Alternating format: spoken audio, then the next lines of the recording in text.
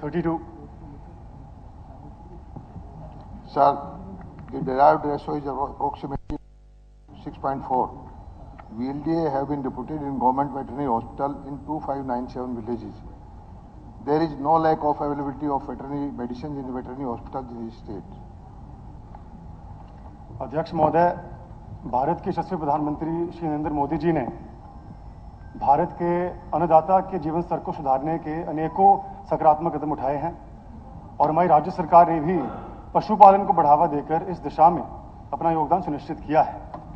विशेष रूप से गरीब, भूमिहीन और सीमांत किसान पशुपालन के माध्यम से अपनी आय को बढ़ा सकता है। परंतु अध्यक्ष महोदय, दुर्भाग्यपूर्ण हमारी सरकार की अच्छी नीयत और नीति के बावजूद पर्याप्त और प्रभावी इलाज न मिलने के कारण बड़ी संख्या में पशुधन की मौत हो रही है। उदाहरण के तौर पर जनवरी के महीने में आदमपुर के बासमंद गांव के अंदर 15 दिन के अंदर 150 से ज्यादा भैंस और कटड़ों की मौत हुई। असंध के मानपुरा गांव में एक सप्ताह के अंदर 30 पशुओं की मौत हुई। सिरसा के 3 गांवों में 24 घंटे के अंदर 24 पशुओं की मौत हुई। इस प्रकार से अन्य इलाकों में भी अनेकों उदाहरण हम प्राप्त कर सकते हैं। महोदय, हरियाणा की सरकारी पशु अस्पतालों में डॉक्टर, सर्जन, गायनोकोलॉजिस्ट, VLDA, दवाइयां एवं अन्य चिकित्सा उपकरणों का भी अभाव है। राज्य में 15-20 गांवों पर एक वेटनरी सर्जन है, जिसके कारण सही समय पर इलाज नहीं मिल पाता। विभागीय आंकड़ों के अनुसार हरियाणा में वेटनरी सर्जन के 1/3 पोस्ट खाली पड़े हुए हैं। यहां तक कि कई जिलों में 50% तक पोस्ट रिक्त पड़े हुए हैं। इसके चलते लोगों को अक्सर झोलाछाप डॉक्टरों के पास जाना पड़ता है, जिसके कारण पशुओं की मौत हो जाती है। 2 से 3 लाख तक की भैंस इलाज से वंचित रहने के कारण अगर यदि उसका मौत होती है तो किसान और पशुपालकों को भारी आर्थिक हानि से पहुंचता है। हाल ही में ग्रुप सी में 729 नए VLDA की भर्ती की गई थी, जो कि हमारी सरकार की बहुत अच्छी प्रणाली है।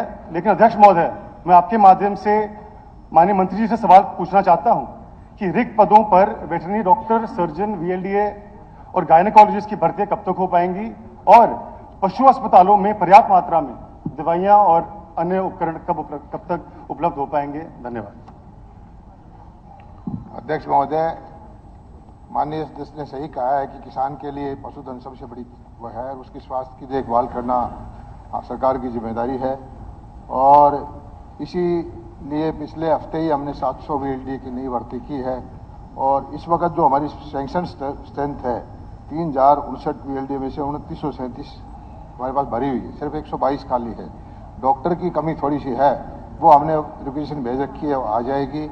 इसके अलावा भी हमने 25 तारीख को हम 70 मोबाइल वैन चला रहे हैं, कॉल सेंटर 1 होगा और उस वैन से जो फार्मर की पशु बीमार होगा घर में जा करके डॉक्टर दवाई और वेटरनरी सर्जन से घर में जाएगा। हम खुद मॉनिटर करेंगे कि कितनी देर में जा करके उसका इलाज हुआ है, ये भी देखेंगे, फार्मर से पूछेंगे कि वो संतुष्ट है कि नहीं है। इसके अलावा माननीय सदस्य ने बताया कि इनके पशुओं की मौत हुई। हरियाणा में पशु बीमा योजना है और 100 रुपये में 200 रुपये में हम बीमा करते हैं। 62 सब देश में सबसे ज़्यादा 10-11 लाख के आसपास बीमा पशुओं का हमारे यहाँ हुआ है। 60 करोड़ रुपए से ज़्यादा की मुआवजा राशि हमने पशुपालकों को दी है। मैं समझता हूँ कि अगर कोई ऐसा बीमित पशु होगा जिसकी मौत हुई है तो उसको मुआवजा हम दिलवाएंगे और इस योजना का लाभ अपने उनको कहो उठाएं। और जो SC कैटेगरी के भाई हैं उनके पशु का हम फ्री में बीमा कराते हैं। तो पशुपालकों के लिए बहुत सारा काम करने की सरकार की दवाइयाँ भी हमने रिक्वेशन कर दी है कि अब जो अगले 100 करोड़ रुपए की दवाइयाँ हम जो खरीदने का हमारी रेट कॉन्टेक्ट करने की योजना है। धन्यवाद अध्यक्ष महोदय। मंत्री जी ने बीमा का जिक्र किया तो मैं आपके माध्यम से पशुपालन और डेयरी विभाग से प्रार्थना करना चाहता हूं कि पशु का बीमा उसके कीमत के अनुसार हो। आज यदि भैंस 2 लाख की हो या 20 लाख की तो पशुपालक को 60,000 बीमा मिलता है। गाड़ी हम खरीदते हैं तो मारुति का कम, मर्सिडीज का ज्यादा बीमा मिलता है। उसी प्रकार से कीमत के अनुसार बीमा हो, ये मेरा विनम्र सुझाव है।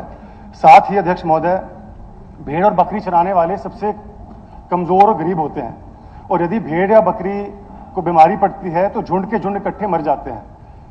वर्तमान में कोई प्रावधान बीमा का नहीं है, तो मेरी आपके माध्यम से कोई सप्लीमेंट्री क्वेश्चन नहीं है, विनम्र सुझाव है कि भेड़ और बकरी पर भी बीमा हमारे किसानों पशुपालकों को मिले।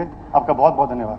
नहीं, मैं माननीय सदस्य को आपके माध्यम से बताना चाहता हूं कि भेड़ और बकरी का बीमा की भी योजना है, वो कम 20-25 रुपए में होती है। और ये जरूर है कि हमारा एक लिमिट है, अब कैपिंग कर रखी है 80-90 हज़ार रुपये तक के हम एक पशु का बीमा करते हैं। इस पे हम विचार कर सकते हैं कि महंगे पशु हैं, अगर वो प्रीमियम उस रेशों में देंगे, उसका भी बीमा की योजना लेके आ सकते हैं। धन्यवाद।